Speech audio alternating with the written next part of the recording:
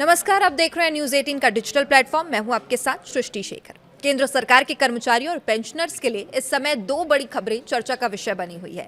पहली खबर 8वें वेतन आयोग से जुड़ी है, जिसकी गतिविधियां अब तेज पकड़ती दिखाई दे रही है। दूसरी खबर महंगाई भत्ते यानी कि डीएसए में संभावित बढ़ोतरी को लेकर है, जिसकी घोषणा सितंबर महीने में होने की उम्मीद जताई जा रही है। अगर आप केंद्रीय कर्मचारी हैं, पेंशनर हैं या आपके परिवार में कोई सरकारी कर्मचारी है, तो ये जानकारी आपके लिए बेहद महत्वपूर्ण है, क्योंकि आने वाले कुछ महीनों के लिए लिए जाने वाले जो फैसले हैं वो करोड़ों लोगों की आय, पेंशन और आर्थिक स्थिति पर सीधा असर डाल सकते हैं। तो आइए विस्तार से जानते हैं 8वें वेतन आयोग का काम कहां तक पहुंचा है, कर्मचारियों ने कौन कौन सी मांगे रखी है, डीए में कितनी बढ़ोतरी हो सकती है और आखिर इसका फायदा कितना मिलेगा और किसे मिलेगा।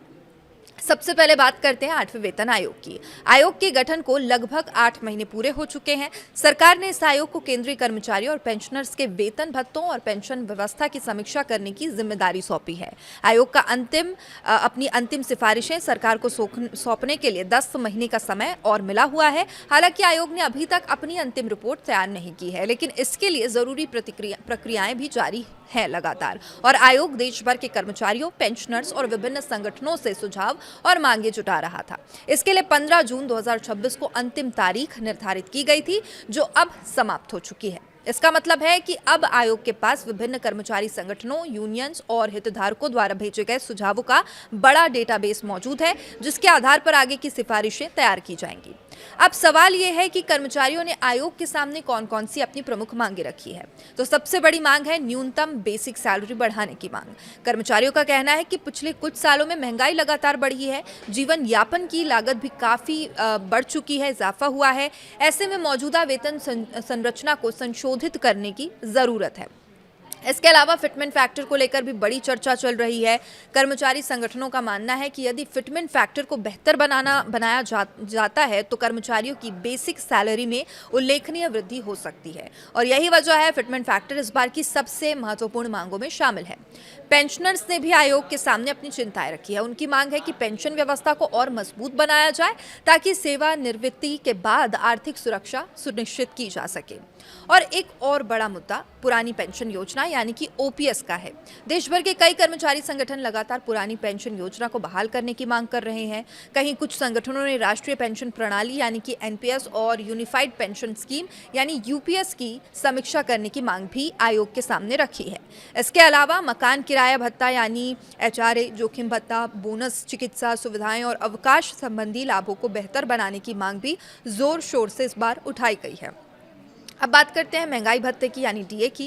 केंद्र सरकार साल में 2 बार महंगाई भत्ते और महंगाई राहत में संशोधन करती है। पहली बढ़ोतरी जनवरी से लागू होती है, जबकि दूसरी जुलाई से लागू मानी जाती है। अब जनवरी 2026 में सरकार ने महंगाई भत्ते में 2% की बढ़ोतरी की थी। इसके बाद कर्मचारियों का डीए बढ़कर 60% पहुंच गया था। अब ये बढ़ोतरी लाखों कर्मचारियों और पेंशनर्स के लिए राहत लेकर आई थी। अब कर्मचारियों को जुलाई 2026 से लागू होने वाली अगली बढ़ोतरी का इंतजार है। हालांकि जुलाई से लागू होने वाली डीए का औपचारिक ऐलान आमतौर पर सितंबर या अक्टूबर में किया जाता है। इसका कारण यह है कि सरकार महंगाई भत्ते की गणना के लिए अखिल भारतीय उपभोक्ता मूल्य सूचकांक यानी कि AICPI-IW के आंकड़ों का उपयोग करती है। डीए तय करने के से पहले सरकार को कुछ महीनों में महंगाई आंकड़ों का विश्लेषण करना पड़ता है। अप्रैल 2026 तक के आंकड़े सामने आ चुके हैं और अब मई और जून के आंकड़ों का इंतजार किया जा रहा है। इन आंकड़ों के आने के बाद सरकार अंतिम गणना करेगी और उसी के आधार पर डीए बढ़ोतरी की घोषणा की जाएगी। अब विशेषज्ञों का मानना है कि यदि महंगाई का स्तर मौजूदा रुझान के अनुरूप रहता है तो कर्मचारियों को एक और बढ़ोतरी का लाभ मिल सकता है। हालांकि अंतिम फैसला सरकार द्वारा आधिकारिक घोषणा के बाद ही स्पष्ट होगा। कर्मचारियों के लिए अच्छी बात यह है कि जब भी डीए बढ़ोतरी की घोषणा होगी, उसका लाभ जुलाई 2026 से प्रभावी माना जाएगा, यानी कर्मचारियों को बढ़े हुए डीए के साथ साथ एरियर का लाभ भी मिल सकता है। अब बात करते हैं आयोग की मौजूदा गतिविधियों की। 8वां वेतन आयोग केवल दस्तावेजों और रिपोर्ट के आधार पर निर्णय नहीं लेना चाहता। आयोग जमीनी स्तर पर कर्मचारियों की स्थिति को समझने के लिए देश के विभिन्न हिस्सों का दौरा कर रहा है। आयोग की टीम पहले ही दिल्ली, लद्दाख, जम्मू कश्मीर, तेलंगाना, महाराष्ट्र और उत्तराखंड जैसे राज्यों और केंद्र शासित प्रदेशों का दौरा कर चुकी है। इन दौरों के दौरान आयोग ने कर्मचारियों, अधिकारियों और कर्मचारी संगठनों के प्रतिनिधियों से मुलाकात की थी, उनकी समस्याओं को सुना था, अपेक्षाओं को समझा था। अब आयोग का अगला दौरा उत्तर प्रदेश की राजधानी लखनऊ में 22 और 23 जून को प्रस्तावित है। इसके बाद 6 और 7 जुलाई को उड़ीसा की राजधानी भुवनेश्वर और इसके बाद 9 और 10 जुलाई को पश्चिम बंगाल की राजधानी कोलकाता में बैठकों का आयोजन किया जाएगा। इन बैठकों का उद्देश्य कर्मचारियों की वास्तविक जरूरतों को समझना, विभिन्न क्षेत्रों की परिस्थितियों का अध्ययन करना। आयोग चाहता है कि बेहतर तरीके से कर्मचारियों की मांगों को, उनके सुझावों को समझा जाए और उनकी अंतिम सिफारिशें देश भर के कर्मचारियों की वास्तविक चुनौतियों को ध्यान में रखते हुए तैयार की जाए। अब सबसे बड़ा सवाल, इसका आखिर फायदा किससे मिलेगा? 8वां वेतन आयोग लगभग 55 लाख केंद्रीय कर्मचारियों और करीब 69 लाख पेंशनर्स के वेतन, पेंशन और भत्तों की समीक्षा कर रहा है। यानी सीधे तौर पर 1 करोड़ 24 लाख से अधिक लोग इसके दायरे में आते हैं। यदि इनके परिवारों को भी शामिल कर लिया जाए तो इसका असर करोड़ों लोगों के जीवन पर पड़ सकता है। वेतन में वृद्धि होने से कर्मचारियों की क्रय शक्ति बढ़ती है, जिससे बाजार में मांग बढ़ सकती है, अर्थव्यवस्था और भी मजबूत हो सकती है।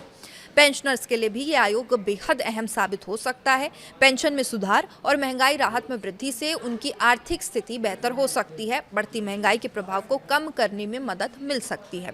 फिलहाल सभी की नजरें 2 बड़े घटनाक्रमों पर टिकी है। पहला, सितंबर 2026 में संभावित डीए बढ़ोतरी और दूसरा 8वें वेतन आयोग की आगामी सिफारिशें। आने वाले महीनों में आयोग विभिन्न राज्यों का दौरे से जो प्राप्त सुझाव हैं, आर्थिक परिस्थितियों का विस्तृत अध्ययन करेगा और इसके बाद एक अंतिम रिपोर्ट तैयार कर केंद्र सरकार को सौंपा जाएगा और उसके आधार पर उस पर बढ़ोतरी की जाएगी। अब यह देखना दिलचस्प होगा कि आयोग कर्मचारियों और पेंशनर्स की मांगों को किस हद तक अपनी सिफारिशों में शामिल करता है, सरकार उन सिफारिशों को किस रूप में लागू करती है। लेकिन फिलहाल इतना तय है कि केंद्रीय कर्मचारियों और पेंशनर्स के लिए आने वाले महीने बेहद महत्वपूर्ण रहने वाले हैं। डीए बढ़ोतरी की उम्मीद और 8वें वेतन आयोग की गतिविधियां दोनों ही लाखों परिवारों की आर्थिक योजनाओं को प्रभावित कर सकती है। इस विषय पर आपकी क्या राय है? आपको क्या लगता है 8वें वेतन आयोग में कर्मचारियों की प्रमुख मांगे पूरी होंगी और जितनी बढ़ोतरी होगी क्या वो काफ़ी होगी? जुलाई 2026 के लिए डीए में कितनी बढ़ोतरी होनी चाहिए, हो सकती है? अपनी राय कमेंट करके ज़रूर बताइएगा। वीडियो पसंद आए तो इसे लाइक करें, शेयर करें और ऐसी ही महत्वपूर्ण सरकारी कर्मचारी अपडेट्स के लिए चैनल को सब्सक्राइब करना ना भूलें। नमस्कार।